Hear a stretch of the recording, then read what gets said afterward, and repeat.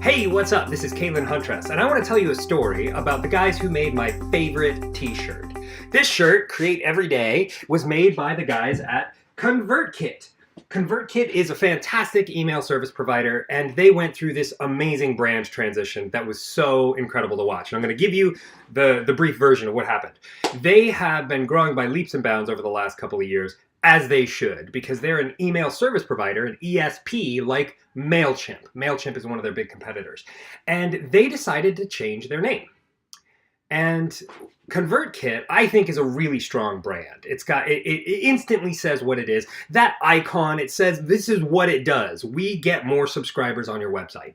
And they made the announcement on Medium. They said this is the biggest announcement we've ever made. We're changing our name. And they decided to change their name to Seva. And when I saw this, I thought, that's a mistake. I didn't say anything because I'm not going to go out and challenge somebody, especially a brand I respect, when they make a big announcement like this. And so I sat back with my popcorn to watch and see what happened. And they ended up going back to ConvertKit for a number of reasons.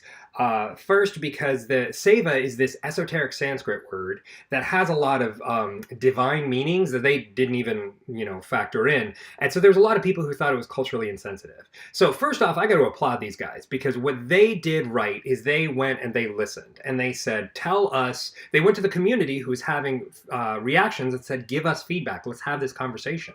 And then they decided to turn this big ship around that they had just turned somewhere else. And it was amazing that they did that. So I thought this was a really good example of great listening. But where I felt this transition fell short was I felt like they let go of their greatest brand strength, which is we're going to convert subscribers on your website. That's a really clear brand message right there. And Seva's message, and they had this video, and this beautifully produced and this really nice page, and they were talking about how they wanted to transition to helping people make a living doing what they love.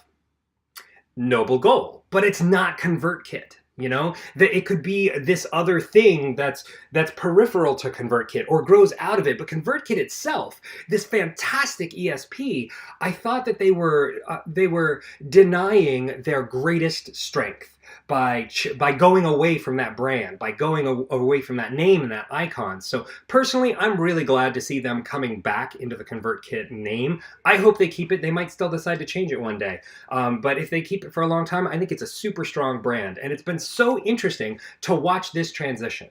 We've seen it happen a few times now on social media when somebody, clumsily walks into something and says something culturally insensitive. And what's really great is that we're seeing good examples of people who can get the feedback and iterate themselves, who can say, hey, we apologize. We didn't realize about this. Here's what we're going to do going forward.